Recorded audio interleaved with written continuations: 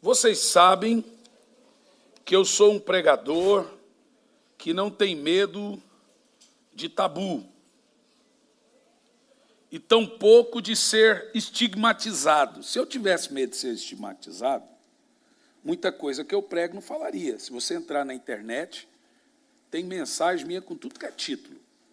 Anjo, demônio, néfilim, divórcio, lascívia, masturbação, um monte de coisa. Então tem gente que não prega isso, ou então vai lá e bloqueia os comentários, para não dar polêmica. Mas a Bíblia, daqui uns 5 anos, no máximo, será toda polêmica. E aí, não vamos pregar mais? Existem coisas na Bíblia que devem ser falado.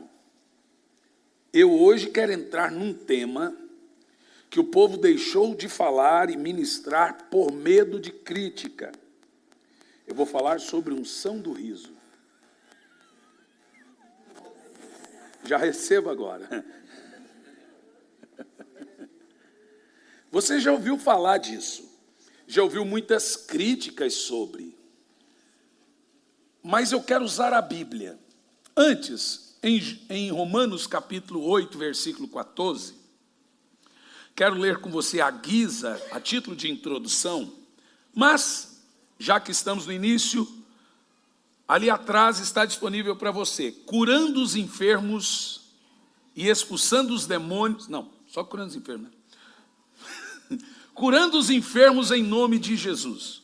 Curando os enfermos em nome de Jesus. No finalzinho tem umas fotos de cruzadas que a gente fez alguns anos atrás. Esse livro tem um prefácio de um grande amigo que eu tenho no Brasil, Bispo Robson Rodovalho. Uma vez eu ganhei um relógio todo de ouro dele. Bispo Rodovalho é um dos maiores líderes no Brasil, e ele fez um prefácio lindíssimo aqui. Eu nem sei se é tudo isso. E ele falou... Esse livro aqui, gente, eu não só tenho testemunhos aqui no livro de surdos de nascença, cegos de nascença, milagres criativos. O que é milagre criativo? Gente que não tem olho. Apareceu o olho. Nós temos um testemunho aqui do Francisco. Toda vez que eu vou em Brasília, o Francisco aparece lá. Ele não tinha um ouvido.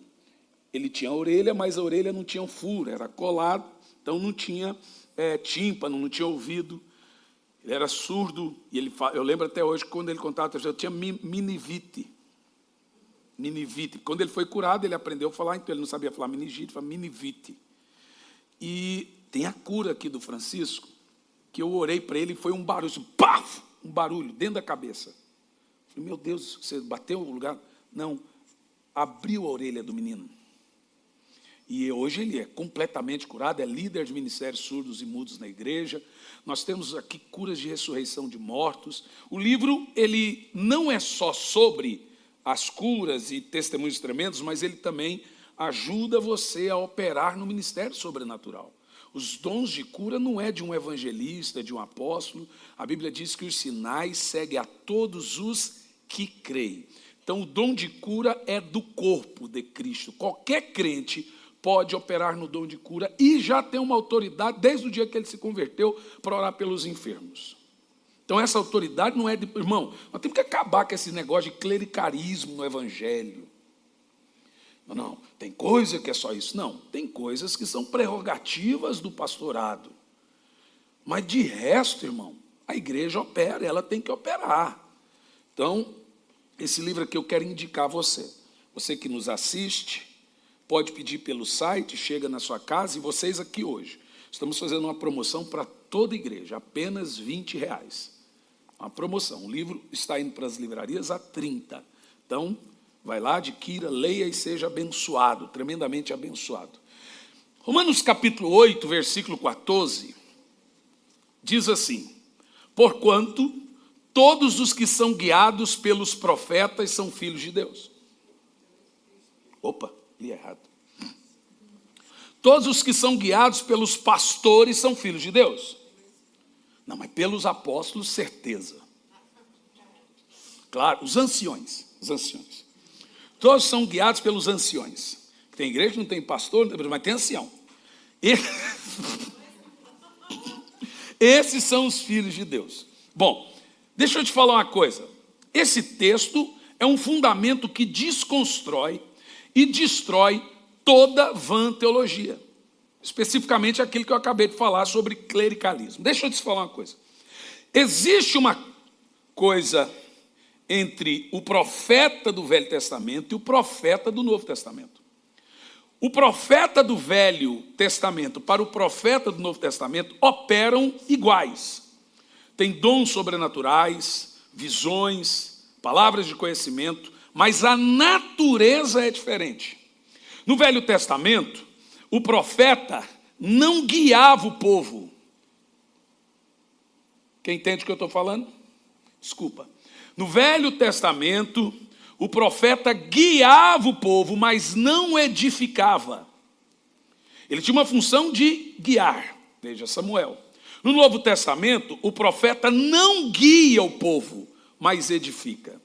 O Velho Testamento é uma ilustração do Novo Testamento e o Novo Testamento é uma aplicação do Velho Testamento. O Velho Testamento é o Novo Testamento em quadrinhos. É como se fosse um grande teatro com personagens reais, contando a história que viria a seguir do Novo Testamento. Jesus no Velho é representado por pedra, Jesus no Velho é representado por cordeiro, Jesus é representado por árvore. Veja, é um grande mangá de Deus. Então o Velho Testamento é o Novo Testamento ilustrado, de acordo com Hebreus 10, primeiro. Diz que o Velho Testamento é vislumbre, apenas é sombra da realidade do Novo. O Novo explica o Velho e o Velho ilustra o Novo. E o texto aqui sugere o seguinte: todos os que são guiados pelo Espírito, esses são filhos de Deus. Deixa eu te explicar o que isso significa. Quando você nasceu de novo, o novo nascimento não se deu da velha natureza. Muito pelo contrário, quando você nasceu de novo, você passou a ter mais uma natureza. Porque a velha natureza não morreu em Adão. Quem morreu foi o Espírito. A carne continuou viva. Então a velha natureza não reviveu, porque ela não morreu. A velha natureza, que a Bíblia chama de carne ou emoções também, de Adão continuou. O que morreu em Adão foi a sua conexão espiritual com Deus, o Espírito, a natureza espiritual. O homem era só espírito, não ficou apenas a carne e emoções. Então a conversão não se dá da carne. Novo nascimento não é carne. Não é só a carne que tem novo nascimento. O novo nascimento é do Espírito. E agora o que seu espírito tem que fazer? Ele tem que inclinar a velha natureza. Então todo dia o seu espírito tem que mortificar, inclinar o Adão. A Bíblia chama isso de mortificação. Porque se o seu espírito, que foi recriado, que nasceu de novo, não inclinar a velha natureza, o espírito se cala. E aí morre de novo, que a Bíblia chama de dano da segunda morte. Ou 1 de João 5, a partir do verso 16, pecado para a morte. É quando o espírito morre de novo e nunca mais volta a viver. É aquela recaída de Hebreus.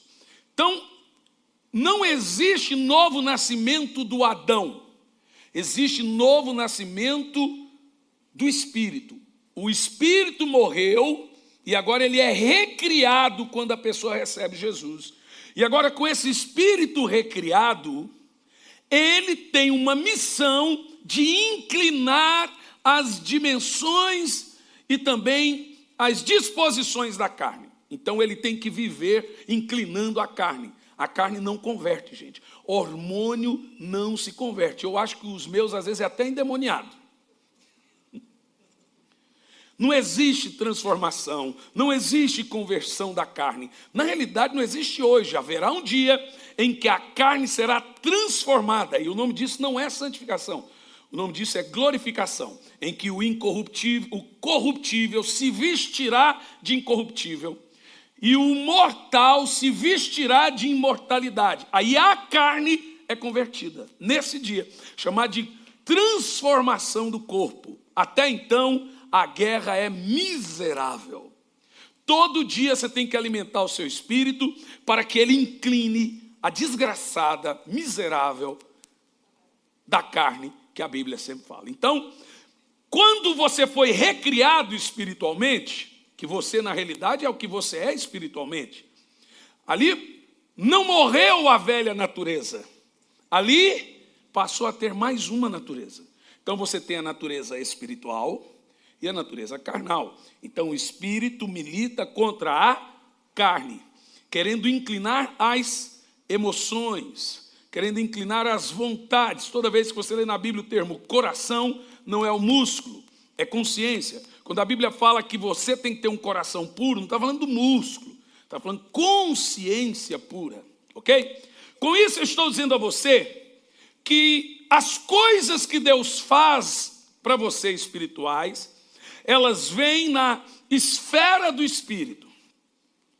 Então a maneira do Espírito Santo inclinar a carne é fazendo a carne sofrer e ter algumas reações espirituais para mudar ela. Então tem coisas que acontecem na nossa carne que são reações do que o Espírito Santo está fazendo no meu espírito. Por exemplo, as manifestações do Espírito. Por favor, 1 Coríntios 12, versículo 7. Observe esse termo, como é extremamente importante para compreendermos isso. 1 Coríntios 12, verso 7. A pior igreja da Bíblia, Coríntios. Falei nada aí, ó. Acuso o golpe rapidinho. Não, se eu falei alguma coisa? E falei, igreja. Corintiano é grosso ainda. Olha lá. Diz, presta atenção. Cada um, contudo, é concedida. Observa a palavra. A manifestação do Espírito. Bom, meus amados, a palavra manifestação aqui é a palavra grega para operação sobrenatural. E observa que coisa poderosa, com a finalidade de que todos sejam beneficiados. Como essas coisas acontecem? Essas manifestações do Espírito, elas acontecem na esfera do Espírito, porque o meu espírito está em conexão com o Espírito Santo. O Espírito Santo mora no meu espírito. Ele não mora no corpo e nem na alma. Ele mora no meu espírito, que foi recriado no dia que eu aceitei Jesus. É isso que se chama Novo Testamento. 5h, novo nascimento. O novo nascimento é justamente o novo nascimento do seu espírito. E agora o seu espírito vai receber as coisas do Espírito Santo e inclinar as dimensões e disposições do corpo e da alma. E quando você recebe essas manifestações do Espírito, no seu espírito, o seu corpo terá manifestações. E são manifestações físicas.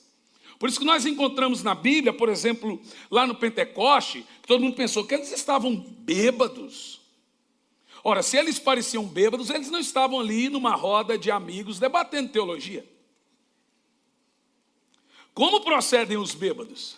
Antes de conta. Os bêbados procedem como?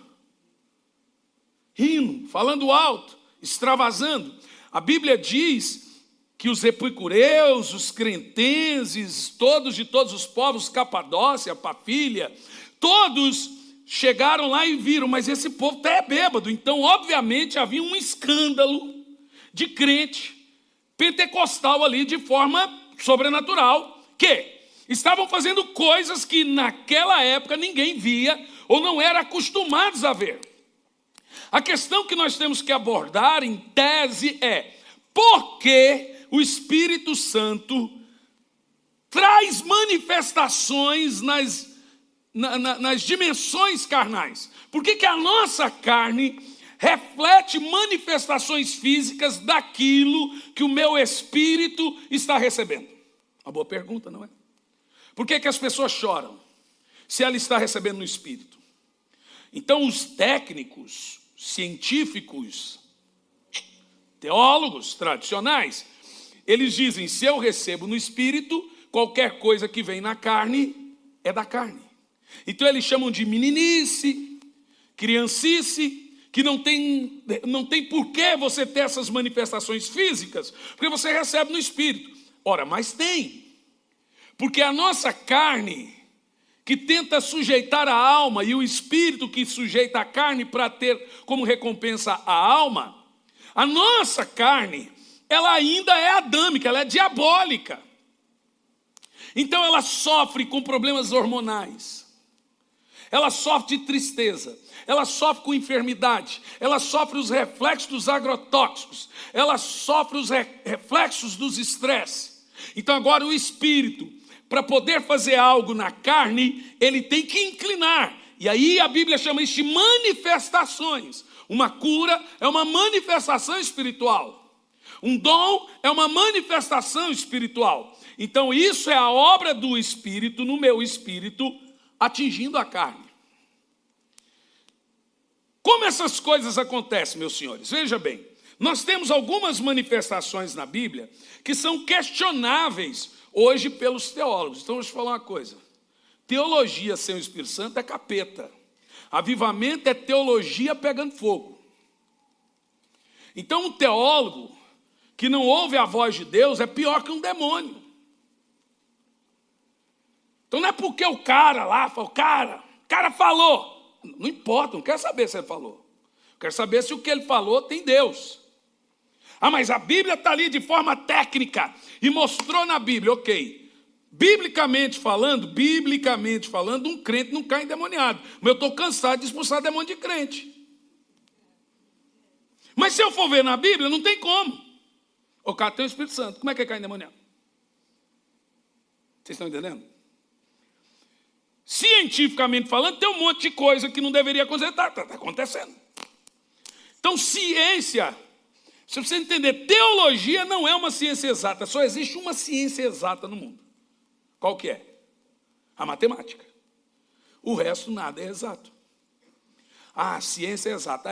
Fala para a ciência me explicar como uma pessoa desenganada pelos médicos em estado terminal de câncer é curada. Qual exatidão tem nisso? Não existe. Então, por exemplo, tem algumas experiências e manifestações espirituais que acontecem. O que nós precisamos entender é por que isso acontece. Qual é o propósito, por exemplo, de um cair? Por que as pessoas caem? Aí o cara vai falar, cai é demônio, a pessoa está com demônio. Por que uma pessoa dispara a rir feito uma hiena? Gente, ontem foi engraçado demais. E quando você ministra um culto assim, a pessoa começa a rir, tem aqueles que riem mais. Tem uns aqui que se receber a unção do riso, acabou o culto. Se a Dai receber a unção do riso, se a Márcia receber a unção do riso, acabou, porque já ri assim. Já imaginou esse povo com a unção do riso, gente? Aí ontem eu estava no culto que tinha uma irmã dessa escandalosa que começou a receber a unção do riso, acabou tudo. Aí o povo já ri porque ela está rindo.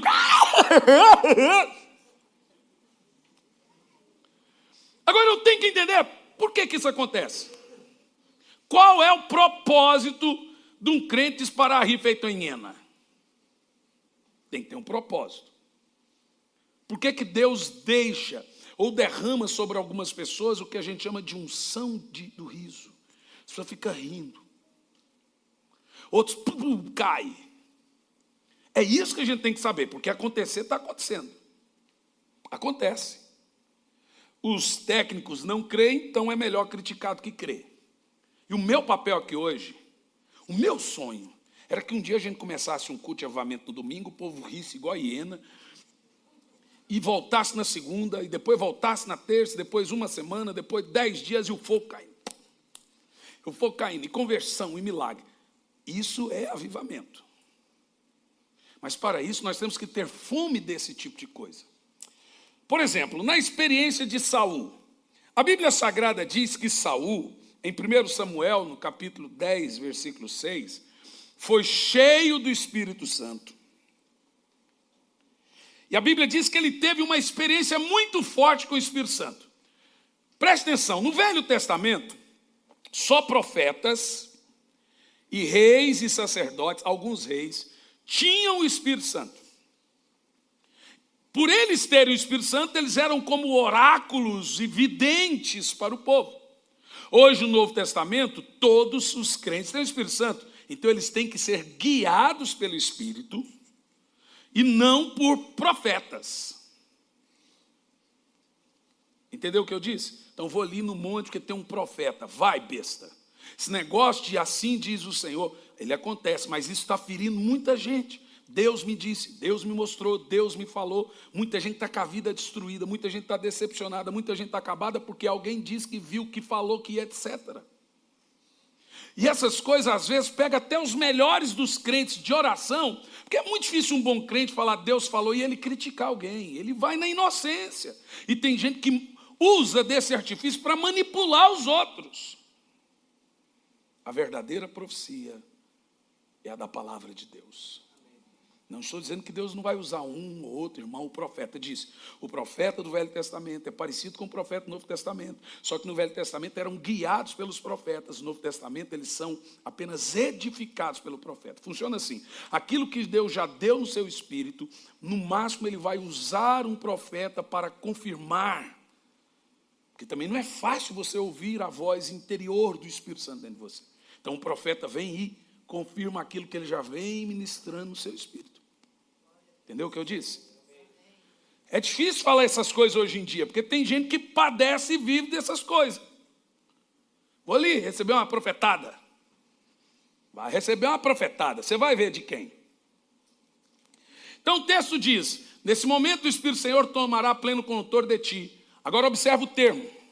E terá as manifestações proféticas. Tínhamos essas manifestações do Velho Testamento. Mas o que são essas manifestações proféticas? Nós vamos ver daqui um pouco. Porque no capítulo 19, a partir do verso 18, vamos ver um pouco do que é essas manifestações proféticas. Como é que dá para você tirar isso da Bíblia? Verso, isso. Davi tinha, pois, fugido, escapou e foi ter com Samuel em Ramá. Ele contou detalhadamente, etc, etc. Verso 19. Então foram dizê-lo a Saul, descobrimos, etc, etc, que Saul está lá, não sei o que, lá na caixa prego. Verso 20. Então, imediatamente, Saul enviou alguns homens para capturá-lo. Agora, presta atenção, foram 3 equipes. No entanto, quando observaram um grupo de profetas profetizando, dirigidos por Samuel, era um culto. Presta atenção, é um grupo de mercenários que foram para capturar Davi. O Espírito de Deus veio sobre os mensageiros de Saul e apoderou-se de cada um deles. Agora leia o resto. E eles também... Existem 3 tipos de visões. Não vou falar nem das outras 2 para eu não sair do foco. Uma delas é a aberta. É quando você está aqui agora e você vê o reino espiritual de forma aberta. A outra não é aberta. Você precisa estar orando ou dormindo. E a outra é a visão intuitiva. Você não vê de fato, mas você tem certeza que ali tem um anjo. Veja que aqui a Bíblia diz que aqueles mercenários tiveram experiências proféticas, né? E tiveram visões proféticas. Aí vem o segundo tipo de mercenário, que aqueles já estavam chapados. Verso 21. Logo Saul foi informado que ocorrera e apressou-se a mandar outros mensageiros, os quais da mesma maneira entraram. Olha a palavra que você está lendo comigo, êxtase. Então tem gente que diz que o Espírito Santo não deixa ninguém inconsciente. Não. Olha, observa o termo, você já viu o que significa êxtase? Pessoa drogada. Uma pessoa tomada por alguma coisa. Entrar em êxtase. E em seguida, Saul mandou um terceiro grupo e esses foram tomados pelo transe. Nós tivemos 3 palavras aqui. Visões proféticas, êxtase e transe. É bom a Bíblia, né? Quando a Bíblia vem, o queixo cai. A Bíblia quebra todo o meu conceito pré-estabelecido. É que muito hoje acontece que a gente é como papagaio, a gente ouve e sai repetindo. Bom, depois desse texto, eu tenho mais uma outra coisa aqui, no próprio templo de Salomão. O tal do Salomão, segundo Crônicas 5, verso 13 e 14, olha, essas coisas é o primeiro tipo de situação. Que coisa interessante, esse transe aconteceu no corpo? Não, ele aconteceu no espírito. O corpo reagiu o que estava acontecendo no Espírito.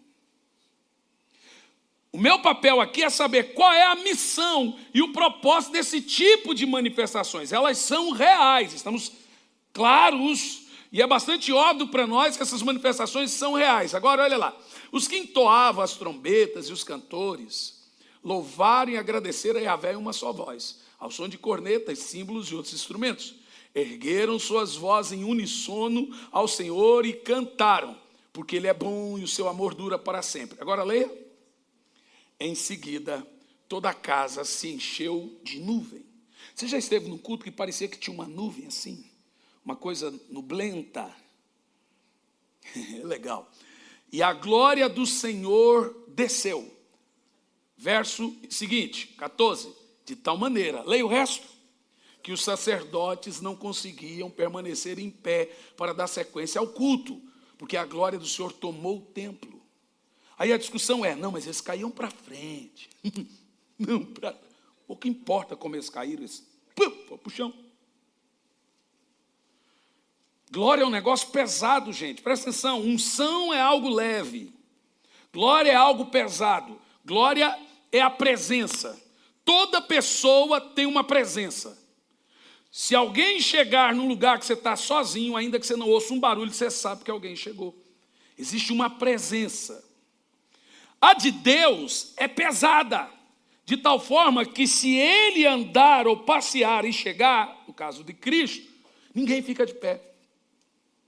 Há-se uma sensação de temor absurdo, dá vontade de cavar um buraco e esconder lá dentro, quando ele está passeando. O homem de branco está passeando no meio da igreja.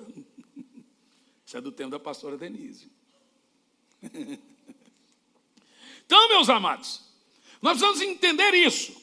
O texto aqui diz que, literalmente, quando a glória de Deus encheu o templo, todos foram para o chão.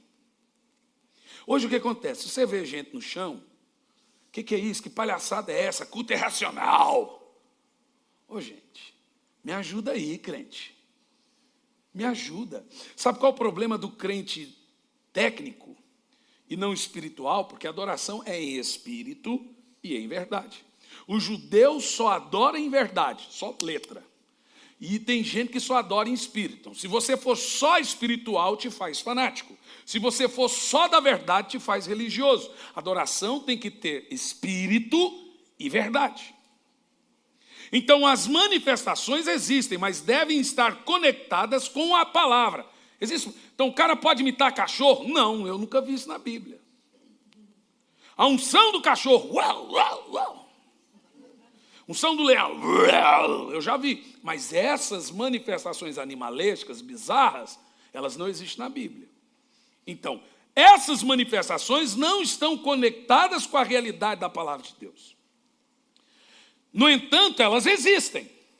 Uma outra manifestação, veja, Crônicas, segundo livro de Crônicas 7, versículo 2, nós também podemos ver que eles experimentaram um pouquinho da glória. Glória é kevod do hebraico, e glória é pessoa. Moisés disse, não me deixe sair desse lugar se a sua pessoa, se a sua glória não for comigo. Olha o texto. Vamos ler todos. Os sacerdotes não podiam entrar no templo do Senhor, porque a glória do Senhor enchia o templo. Ok? Continua, próximo verso. Quando os israelitas viram que aquele fogo descendo e a glória de Yahvé sobre... Olha, irmão, isso é Bíblia. Eu não sei o que o povo lê. O povo não crê em coisa sobrenatural. A Bíblia, 75% é visão, profecia e sobrenatural. O resto, irmão, é doutrina. O que o povo faz? Fica com os 30% da doutrina e esquece do sobrenatural. Também não podemos ficar só naquela coisa que fica fanático. Ajoelharam-se atônitos no pavimento, com o rosto no chão, adoraram e deram graça ao Senhor com grande júbilo, exclamando, pois Ele é bom e a sua misericórdia dura para sempre. Esse hino é bom, né? O pastor Cirilo cantava antigamente, eu amava essa música. O Senhor é bom, o Senhor é bom e a sua misericórdia dura para sempre. E a música toda é só isso. melhor do que qualquer outra coisa. É só Bíblia, Bíblia, Bíblia. É a música que todo crente vai cantar. O Senhor é bom. Descobriu um câncer. O Senhor é bom. Você quer? O Senhor é bom. É a maior adoração da Bíblia. O Senhor é bom. E a sua misericórdia dura para sempre. Agora veja. Tem uma situação aqui interessante sobre manifestação, que é Jeremias 23, versículo 9. Isso aqui é interessante. Jeremias vai dizer que ele andava como bêbado. Obviamente ele não está falando de forma figurada, senhores. E o motivo?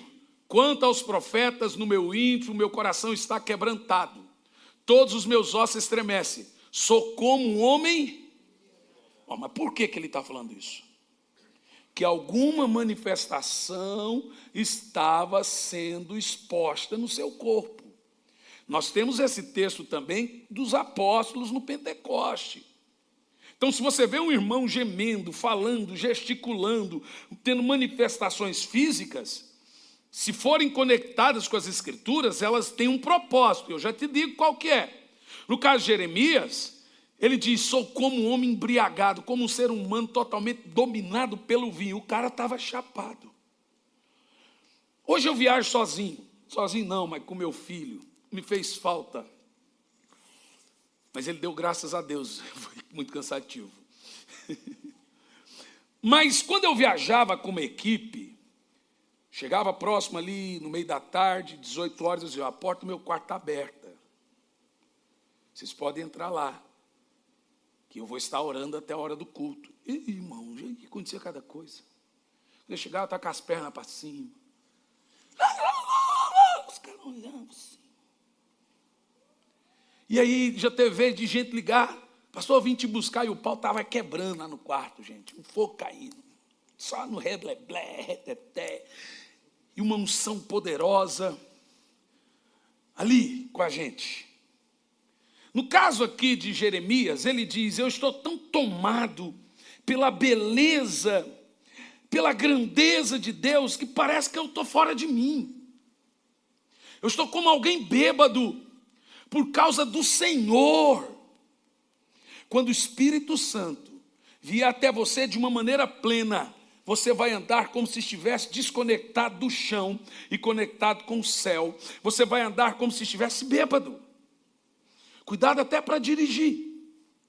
Essa que é a verdade. Nós vimos no texto de Saul que nós temos a palavra visão profética, transe e êxtase. Então Jeremias usa o termo embriagado, veja que são coisas parentes.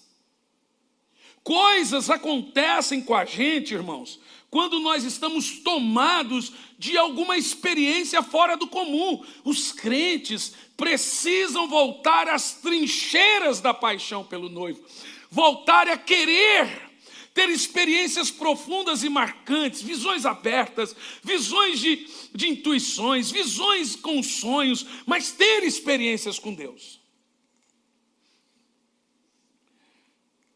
Ezequiel 1, versículo 28, vemos aqui que o profeta, quando tem a visão de Deus, ele cai. Ele cai na unção. Eita, tem uns amigos meus da turma teológica aí, tem uns grupos teológicos que eu faço parte, vão me bater demais amanhã. Não acredito que você entrou nesse negócio aí. Irmão, sempre fui. Eu sempre fui do doidinho. Eu nunca fui normal. Mas eu consigo conectar a verdade com o Espírito. Horas eu vou usar a Bíblia, horas eu quero estar na paixão. É a ortodoxia e a paixão. Não tem nada mais solene do que um velório. Não tem nada mais respeitoso do que um velório. Tem gente que pensa que o sinônimo de culto é o silêncio sepulcral.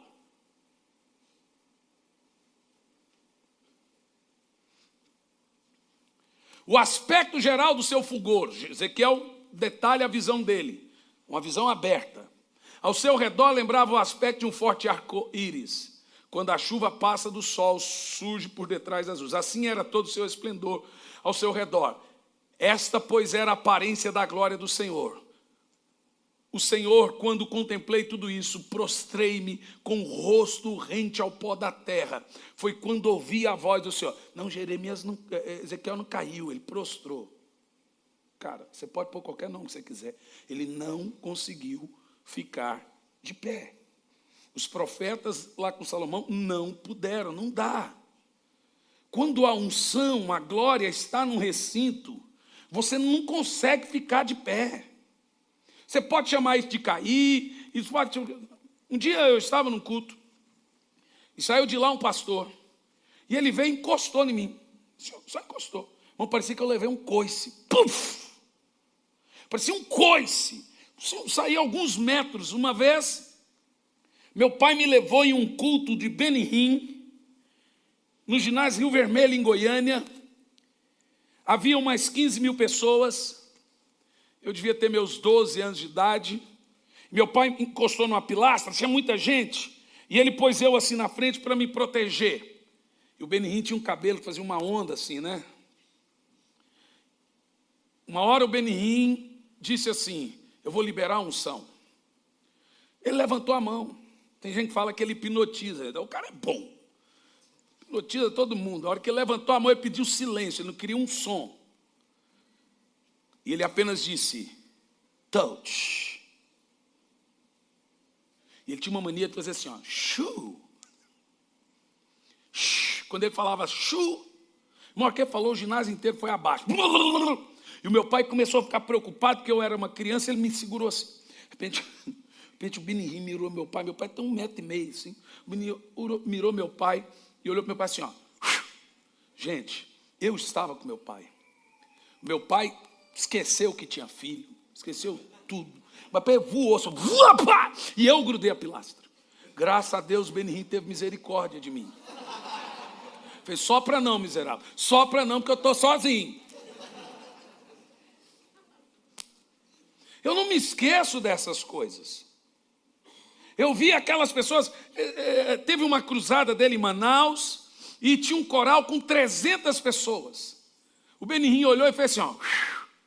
Não ficou um em pé, o coral inteiro caiu. Aí é mais fácil para você que não consegue crer, uma coisa tão gostosa. Deixa eu falar uma coisa. Um culto desse tipo, o cara fica 15 dias, ele tem até que estar com gás. Mas não tem dor, depressão que derruba um cara que sai de um culto desse. Ele fica, parece que tomou o Red Bull, assim, uns 3 litros, e ele está assim, aí ele quer ir para o quarto, porque ele foi tomado por energizado por uma glória. Nós precisamos de cultos tomados pela glória de Deus. Nós precisamos desejar coisas que vai além do nosso entendimento, meus amados. Eu não sei se o Paulinho sabe, mas antigamente nas minhas cruzadas, eu estava lendo um livro. Eu não conseguia começar a ministrar sem ter certeza que o povo tinha adorado. Porque adoração gera intimidade, intimidade gera fé e fé gera cura. Então, até que eu tinha plena convicção que aquele povo estava envolvido e tinha traído a presença dele, eu nunca chamava um doente. E às vezes eu ficava ali 1 hora, 1h30, e eu adorando até que o céu se fendesse. Aí era fácil, aí o cego já enxergava, o surdo já ouvia e tal, e eu gostava de cantar uma música muito antiga. Digno de glória e honra, levantemos nossas mãos para o teu nome exaltar. E o povo adorava. Enquanto o povo adorava, o surdo começava a gritar que estava ouvindo. O cego que estava enxergando. Porque a adoração gera intimidade, intimidade gera fé e fé gera cura.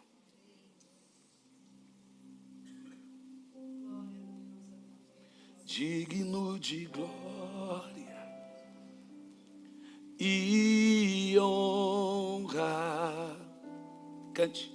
Levantemos nossas mãos para o teu nome mais alto. Digno de glória e honra. levantemos nossas mãos para o teu nome, externa sua adoração, porque grande és tu, maravilhas fazes tu, não há outro como tu, não há, não há outro igual a ti, porque grande és tu, maravilhas fazes tu, não há outro igual a ti, não há outro igual a ti. Não sei se o Paulinho sabe, segura a nota. Pai, eu te amo, deixa eu falar. Te louvo e te adoro. E aí ia embora. Deu vontade, né? Aí o povo começava com isso e ficava 1 hora. Irmão, com esse nível de adoração e o céu ofendeu, pode chamar o paralítico. Então, não, se eu chegasse num culto e o pastor falasse, você tem 1 hora, eu falei, pastor, eu vou pregar então, não vou orar para o povo. Não, mas por quê? Porque eu preciso de um ambiente para ele. Nós precisamos gerar uma expectativa. Expectativa não gera milagre. Expectativa gera fé. E a fé gera milagre. Então você tem que gerar. A adoração, ela passa a ter uma expectativa. É como que o Espírito Santo use o ambiente para ele andar por ele. É tremendo. Isso é muito importante. Em Mateus 17, verso 5, verso 7, diz que os discípulos, ao ouvir a voz de Deus falando sobre Jesus, caíram por terra. Eu não vi na Bíblia um só texto de pessoas que tiveram experiências que permaneceram de pé. Enquanto ele estava falando, uma nuvem resplandecente os envolveu e dela emanou a voz dizendo, este é o meu filho amado, a quem me regozijo, a ele atendei. Os discípulos estavam vendo aquilo. Ao ouvirem isso, os discípulos prostraram-se.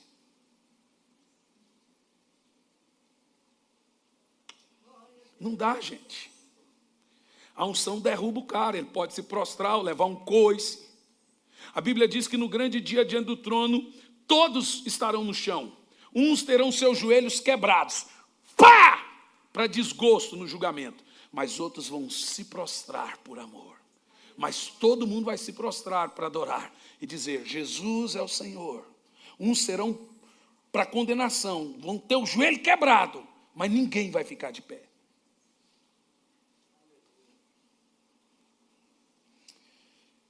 Em João 20, versículo 22, eu falei sobre Benihim soprar. Os técnicos incrédulos dizem que isso não existe.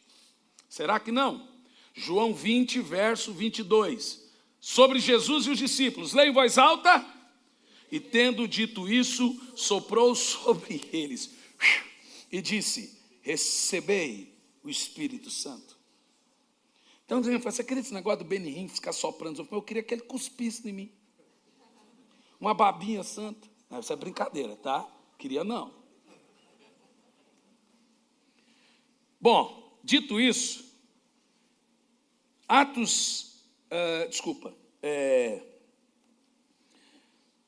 Salmos 45, verso 7, tem uma unção que é muito questionada, é tido como heresia. Tem um videozinho de Kenneth Hagin, vai lá minha esposa, acha para mim aquele vídeo, eu quero passar só um pedacinho dele. O Kenneth Hagin é um senhor, na época talvez de quase 200 quilos, e ele é tomado por uma unção de riso, e isso hoje é tido como heresia, e batem nele, e eu fico vendo aquilo, eu fico numa inveja daquele gordinho. Gente, os gordinhos normalmente têm muita unção, eles carregam muito óleo neles. Então você tem um marido gordinho aí, fala, rapaz, tem óleo, olha, dá com pau aí. Ei, Mário, nós temos óleo demais, Mário. Só os gordinhos dizem glória a Deus. Hein, Gil? Tem óleo aí, hein? Tem óleo. Mandemir perdeu um pouquinho do óleo, né, Mandemir? O Edson está seco.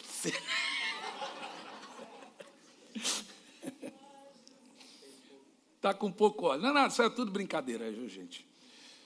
Bom, Luciano está perdendo óleo. Mas o Farley está com bastante. Ó, diz assim, ó. Amas a justiça, abominas a impiedade, e por isso o eterno teu Deus te escolheu dentre todos os teus companheiros. Agora presta atenção na frase.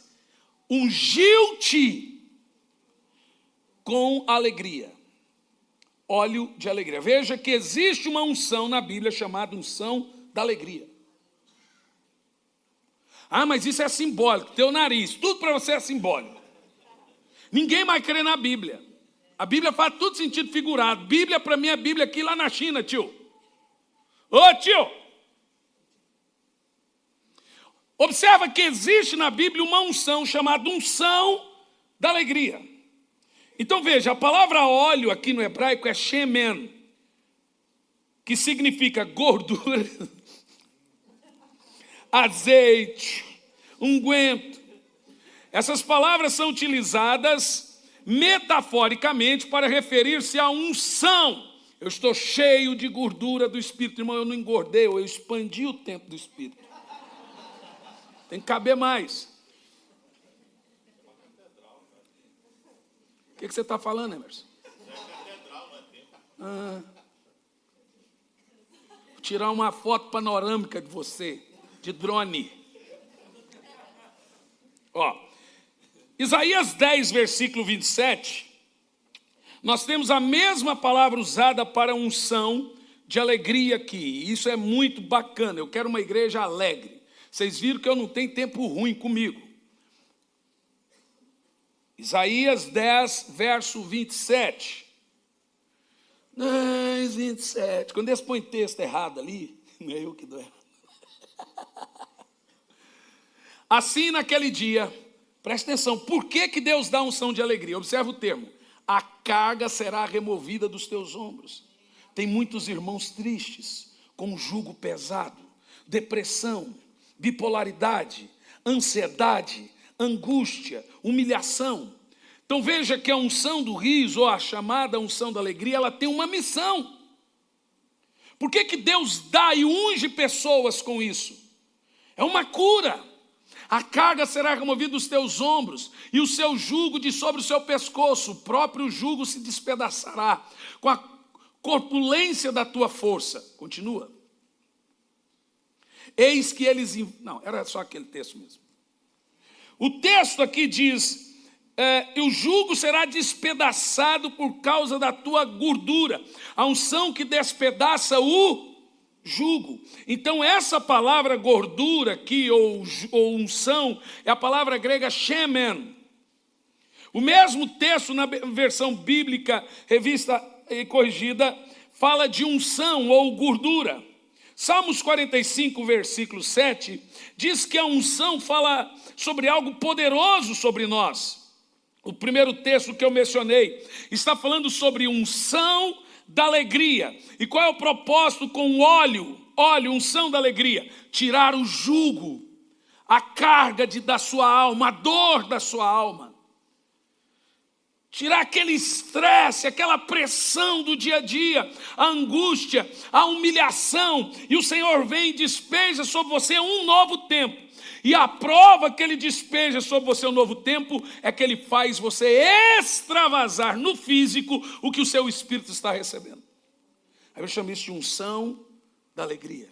Aí tem uns que estavam há meses. Ontem uma irmã, ela disse que há anos... Sai daqui. Ela disse que há anos ela não conseguia rir.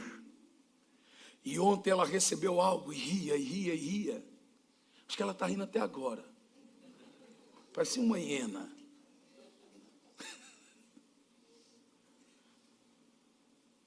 Gente, tem gente que recebeu unção do riso, a gente vai terminar o culto. Eu vou embora, vocês ficam aí, eu vou embora. Já fui no pastor Jorge, o pastor Jorge falou assim, irmão, o pastor Hernani não tem hora para acabar culto. Então aqui der 9 horas eu vou embora. Se você quiser ficar aí, você fica. Falou, deixa aí. Mas quem disse que ele foi embora? Foi nada, não conseguia. Então preste atenção. Eu chamo essa unção da alegria de unção do riso. Unção do riso é julgada, mas é a mesma unção da Bíblia. Unção de alegria, riso, alegria. como a Bíblia diz, unção da alegria. O riso é a manifestação do efeito da unção da alegria. Quando alguém está muito alegre, ele fica pensando que viu um passarinho verde, azul. O meu passarinho é tricolor, mas tem gente que vê passarinho verde, azul, amarelo. Em um outro ponto seria rir pela fé. Veja, o que é a unção da alegria?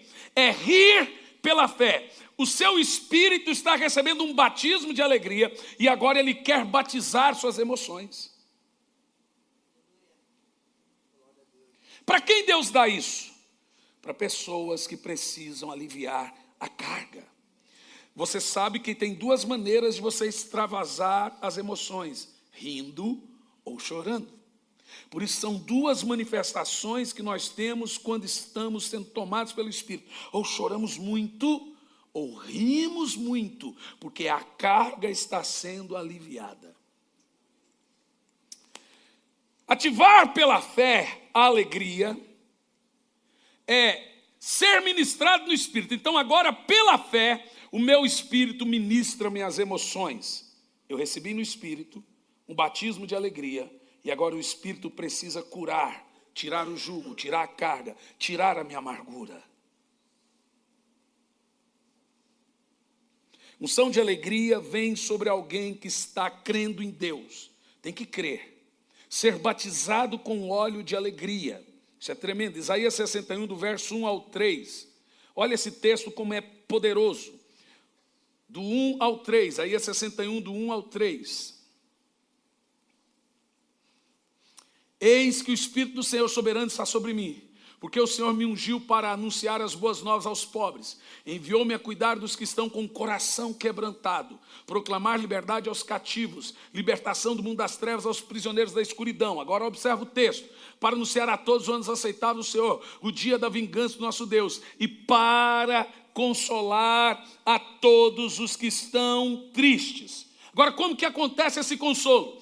Dá a todos os que estão de lutos e amargura em Sião, uma linda coroa em vez de cinzas. Óleo de alegria, é a mesma unção da alegria que eu acabei de ler, em vez de pranto, um manto festivo de louvor. Tem gente que não quer que o povo faça festa, se alegre, em vez de espírito abatido. Quando você recebe essa unção de alegria, em vez de estar com aquela cara de limão chupado, nós somos chamados de carvalhos de justiça, plantação de Yahvé, para manifestação da sua glória. Olha para o irmão, faz assim para ele. Fala, cospe o limão aqui. Fala, cospe, seu azedume. Azedo! Tem gente que anda com a carranca. Irmão, você precisa. Quando você vê um irmão xarope, mal-humorado, fala, cara, sorria. O Espírito Santo está sobre você, cara. Receba a unção de... Nós temos que ser cristãos contagiantes. Temos que contagiar no trabalho. Todo mundo gosta de andar com gente assim. Agora, gente chata anda sozinho.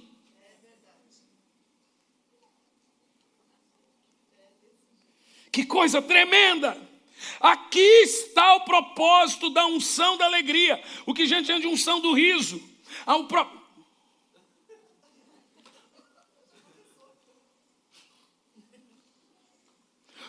O propósito da unção da alegria: dar a todos os que estão de lutos e amargurados. Tem gente aqui que eu quero que o Espírito Santo faça você rir feito uma hiena por uma semana. Porque você está amargurado. Você vem chorando muito. Então agora você vai sentir uma alegria tão grande no Espírito que você não vai conseguir. O seu Espírito vai manifestar na carne o que a alma está sendo inclinada. O sorriso, gente, você sabe, nós movimentamos 68 músculos quando sorrimos. E 12 quando ficamos com a carranca. Você vê que a gente é muito mais saudável sorrir. Sorria. Sorri, Michele! Sorria não, Daia. Se controla.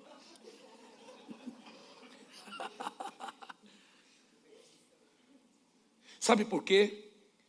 Porque ser chato é fácil. Ser mal-humorado é fácil. Deus precisa batizar você com óleo de alegria. Então, quando você recebe esse tipo de unção, é porque você estava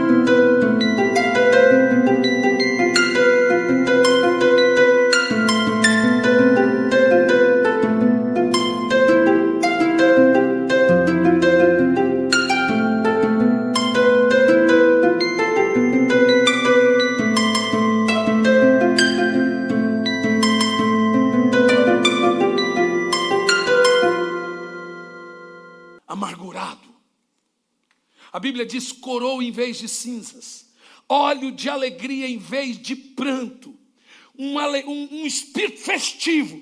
Eu quero festejar. Tem gente que não tem mais do que comemorar. Você precisa ser batizado com a unção da alegria.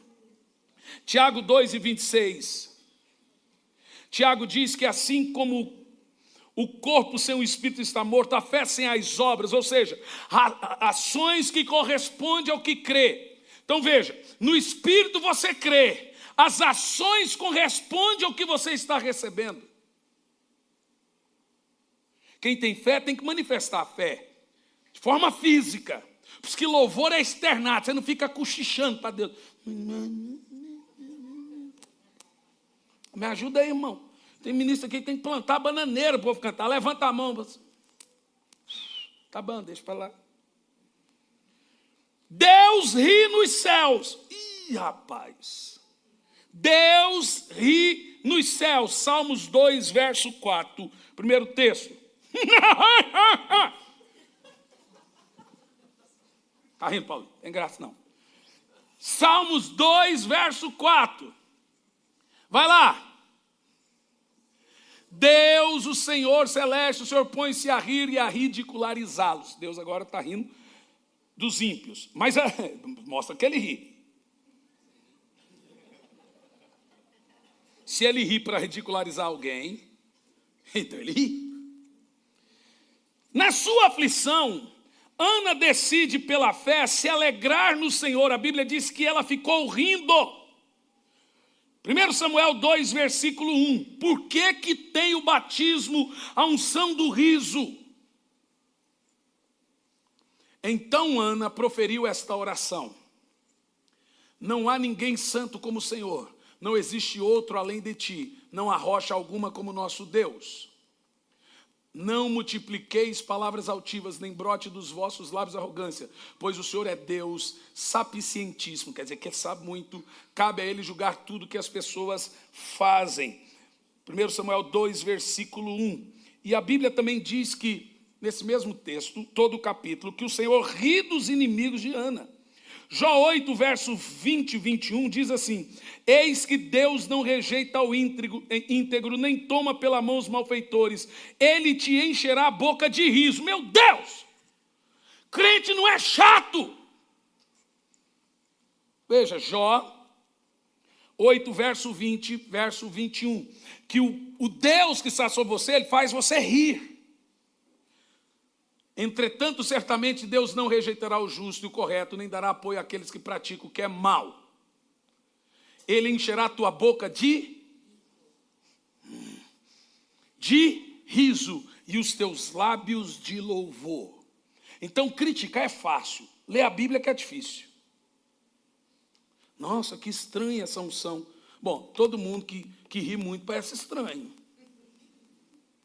Mas eu gosto de gente assim, que Deus unja você nessa noite. Essa manhã, melhor. À noite também, mas não é particularmente que nessa manhã. Irmãos, por que Deus derrama sobre nós a unção de alegria? Por que pessoas disparam a rir feito hiena? E eu vou te falar uma coisa, às vezes a timidez impede você de revelar no seu físico o que você recebeu no seu espírito. Mas quando a unção vem, ele está curando você do jugo.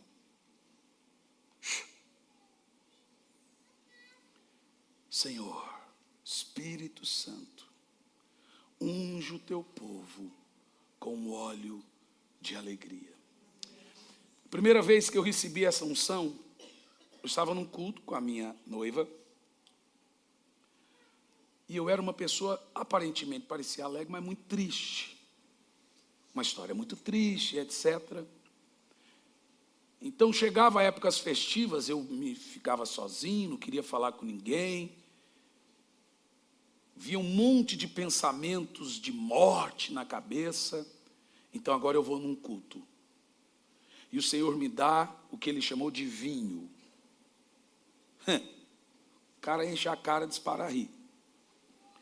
Gente, eu acho que eu fiquei a semana inteira rindo, feito uma hiena. Naquele culto, o pastor olhava e eu ria alto. Depois eu vi na filmagem, gente, que vergonha. Mas eu ria feito um disparate, assim. Nunca mais eu fui uma pessoa triste. Eu fui batizado com o óleo de Deus e eu entendi que o Espírito Santo é a minha alegria. Quando você recebe essa unção, o seu jugo é tirado, sua amargura. Você está ferido, o Espírito Santo vem e te unge. E agora, isso manifesta fisicamente. Fique em pé.